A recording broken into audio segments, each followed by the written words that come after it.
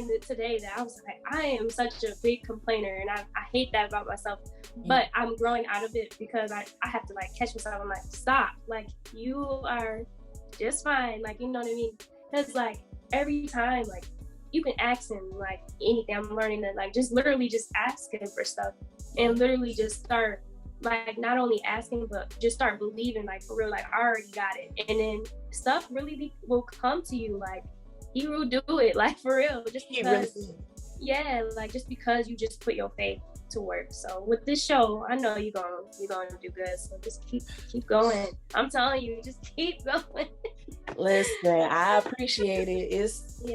It's one of those things where I'm gonna see it through, because I have this thing about me where I like discipline, and I feel like this show is the perfect reason and the perfect opportunity for me to hone in some of my skills of or not procrastination, but self-discipline.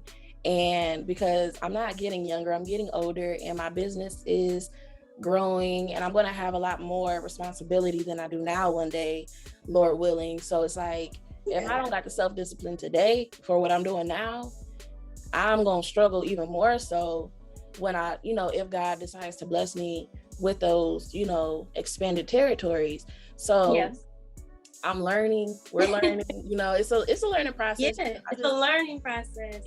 It really is. I just thank God for like his continuous mercy. 'Cause like, he really looks out, I swear.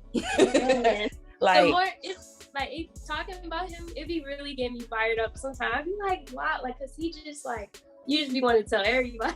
Like, no, for real. Like, for real. Seriously. I'll be like, oh my, and it's like, sometimes it be stuff that maybe like, not necessarily TMI, but like, not necessarily anybody's business, right? But I had one of those moments, and I was like, I ain't gonna tell nobody this, because I was struggling, right? I ain't gonna tell nobody.